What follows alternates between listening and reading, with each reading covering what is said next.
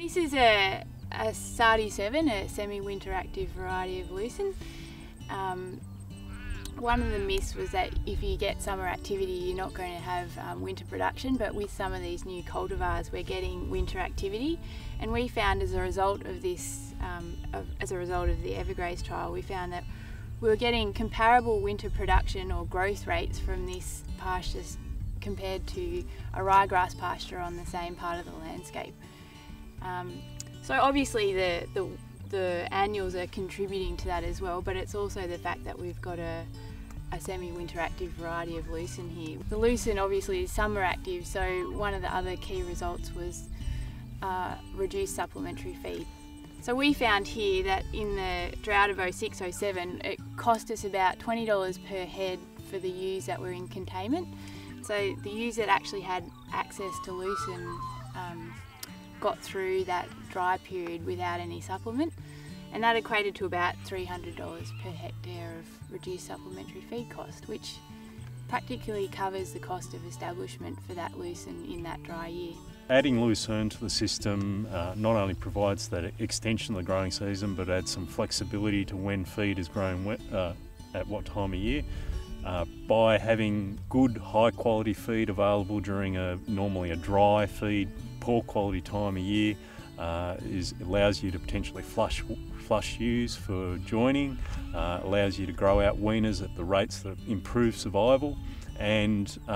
as Anita mentioned, it saves on that supplementary feeding cost and bill at the end of the day.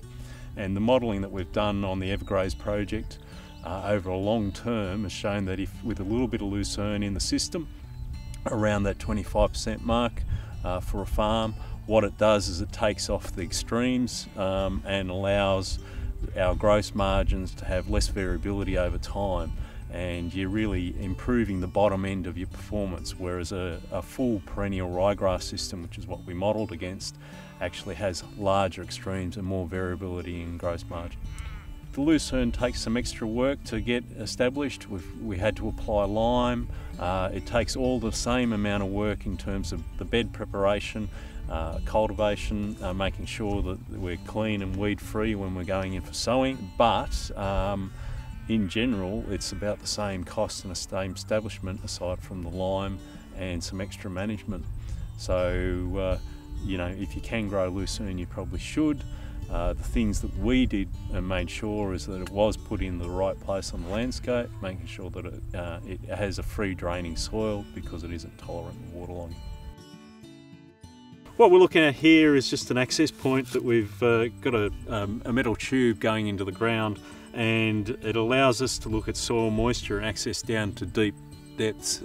in the soil. We've gone down to about 5 metres in depth measuring soil moisture, and what we're actually interested in is how much moisture gets used within the root zone from Lucerne. And what we've found on this side is Lucerne can draw water from down to 5 metres and utilise that for growth. So what we're getting is a dry soil buffer below Lucerne that really stops any recharge or leakage of water below the root zone, helps with the controlled dryland salinity, but it also provides that buffer of rainfall that gets able to stored up and used for Lucerne growth and extending the growing season. By managing ground cover to ensure that there's not more than 30% bare area, we're able to make sure that we've got sufficient ground cover, and that allows us protection from wind erosion and also erosion potentially from rainfall.